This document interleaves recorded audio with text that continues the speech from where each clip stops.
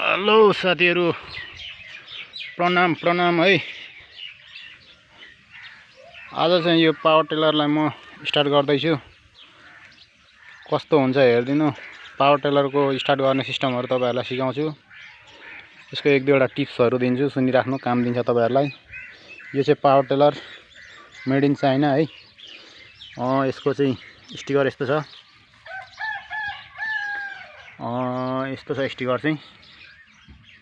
यसलाई चाहिँ साथीहरु डेफ मोडल भन्छ। यो दुई मोडलमा आउँछ, जेन र डेफ भनेर। यो चाहिँ डेफ मोडल हो। यो स्टार्ट नगरेको चाहिँ लगभग तपाईको चाहिँ 2 महिना भयो होला। तपाईहरुसँग पनि छ भने चाहिँ कुनै पनि मिसिनरी यस्तै चीजहरु छ भने स्टार्ट गर्दै गर्नुपर्छ। 1 महिना 2 महिना जस्तोमा रिफ्रेश गर्दै गर्नुपर्छ है। अनि यो चाहिँ डेफ मोडल। जेन र डेफमा चाहिँ सबैभन्दा बेस्ट चाहिँ डेफ मानिन्छ साथीहरु। यसको सामानहरु जताततै पाउने हुनाले डेफ र जेन कसरी छुट्याउने भन्ने कुरो चाहिँ तपाईहरुलाई भन्दै छु। यो छ, यो प्लेट, यो यसरी बनेको छ। यो प्लेट जेनमा चाहिँ बक्स सिस्टम हुन्छ यहाँनेरि है। त्यो बक्स सिस्टम हुन्छ। यसको चाहिँ यस्तो हुन्छ हैन। अनि यो जस्तै फाली हो, रोडा। यसको चाहिँ डिजाइनमा चाहिँ यसरी यू टाइपले घुमेको छ भने त्यसको चाहिँ भी टाइप नै हुन्छ के, ठ्याक्कै एकदम भी टाइप हुन्छ। चार पाटे तरिकाको हुन्छ, त्यस्तो हुन्छ है। यो चाहिँ मेरो डेफ हो। यसलाई स्टार्ट गर्ने पनि तपाईहरुलाई सिस्टमहरु म भन्छु। स्टार्ट गर्नु चाहिँ तपाईहरु नडराउनु होला। डराउनु पर्ने कामै छैन है। यसको ह्यान्डल लाग्ने चाहिँ यो हो। अनि यसको कसैले घोडा भन्छ, कसैले के भन्छ हैन। म चाहिँ चोक भन्छु है, स्टक चोक। यसलाई चाहिँ घुमाउँदै जाँदाखेरि चाहिँ दबाउनु पर्ने हुन्छ। छोडे भाइ, लाग्छ है, हटै।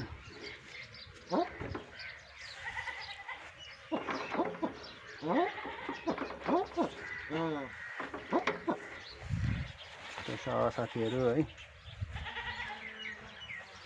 यो चाहिँ यहाँ ह्यान्डल हालेर स्टार्ट गर्नु पर्यो।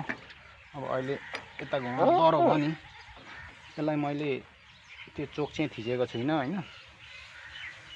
चोक किन थिच्नु पर्छ भन्दाखेरि चाहिँ तपाईको सिस्टमहरु पनि भन्छु। यसको फायरिङ हुने सिस्टम, पिस्टनमा चाहिँ हावा भरेको हुन्छ अनि हावा स्टक हुन्छ। अनि अहिले चाहिँ हावा कतै जानु पाएको छैन, स्टक भइरहेको छ। त्यही भएर यो डह्रो भएको हो। अब यसलाई मैले यो चोकलाई चाहिँ तपाईको यताबाट देखाइदिउँ। यो चोकलाई चाहिँ मैले यसरी डाउन गर्दै भने चाहिँ यहाँ भेल हुन्छ। भेललाई चाहिँ पुस हुन्छ के।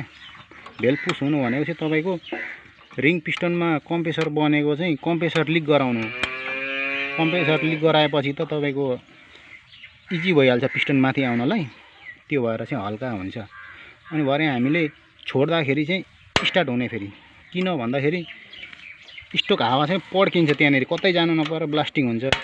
ब्लास्टिङ हुनु भनेको चाहिँ तपाईको त्यहाँनेरि हावा, त्यहाँदेखि तेलहरु चाहिँ स्टक भएको हुन्छ अनि त्यो ब्लास्टिङ हुन्छ के, पड्किन्छ।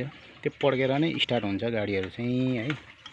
कुनै पनि गाडीहरु तपाईहरुको 4 चक्केदेखि लिएर हरेक गाडीहरु, बाइकहरुदेखि लिएर सबै चाहिँ प्राय स्टार्टको चाहिँ विधि चाहिँ तरिका त्यो हुन्छ साथीहरु। यसको चाहिँ यो नजलबाट तेल जान्छ। नजलबाट तपाईहरुलाई थाहा छैन होला तेल कस्तो जान्छ भन्दाखेरि त्यो तेल चाहिँ धुवा जस्तो जान्छ के, त्यस्तो छिट्याउँछ क्या साथीहरु। कसरी गाडी स्टार्ट हुन्छ, हामी चाहिँ भनिन्छ तेल खान्छ स्टार्ट हुन्छ, तर त्यो तुरुरु तेल गएर चाहिँ स्टार्ट हुने हैन के। तपाईको तेल चाहिँ धुवा जस्तो भएर चाहिँ जान्छ। हावा बराबर हावा नै हुन्छ, हावा तरिकाले जान्छ। जस्तै धुवा जसरी उठ्छ त्यसरी नै पम्पले चाहिँ प्रेस मार्दिन्छ के। त्यो खालको धुवाको तेललाई चाहिँ, एक थोपा तेललाई चाहिँ धुवामा चाहिँ परिवर्तन गरेर चाहिँ पठाइदिन्छ पिस्टनमा। पिस्टनमा पठाइदिएपछि उताबाट चाहिँ अब कम्प्रेसर बन्छ, हावा पनि सप्लाई लिएको हुन्छ हैन। अनि यता भेलहरूले चाहिँ त्यो स्टोक कम्प्रेसर हावालाई चाहिँ कतै जानु दिँदैन, लिकेज हुनु दिँदैन। अनि पिस्टनले आउँदाखेरि चाहिँ त्यहाँ ब्लास्टिङ हुने हो क्या।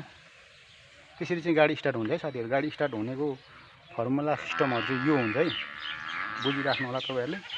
र यसलाई म स्टार्ट गर्दैछु, यसले कस्तो रियाक्सन दिन्छ। धेरै दिन भयो स्टार्ट नगरेको, हेर्नु होला साथीहरू है।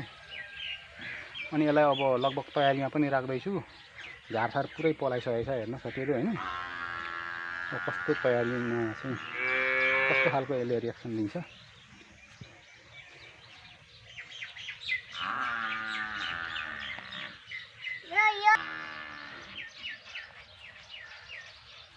स्टार्ट गर्दैछु साथीहरू, कस्तो रियाक्सन दिन्छ हेर्नु होला है।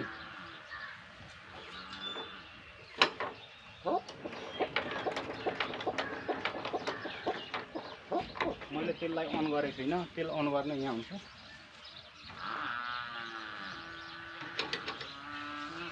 यो गाडीको चाहिँ विशेष ख्याल गर्नुपर्ने भनेको साथीहरू, गियरमा छ कि न्युट्रलमा छ कि त्यो चाहिँ विशेष ख्याल गर्नुपर्छ। किनभने यो गाडी गियर उन्ती भयो भने चाहिँ आफैलाई नोक्सान पार्छ क्या साथीहरू। यो घुमाउँदाखेरि साथीहरू तपाईँहरू डडले बिस्तारै जस्तै यसो गरी खुट्टैले निकालेर यस्तो खालको चाहिँ नगर्नु, त्यसले गर्ने हो है। नडरे हामीले आफै यसले चाहिँ बाहिर निकालिदिन्छ अटो तरिकाले, कि त भने हामीले चाहिँ छोड्नु भएन है।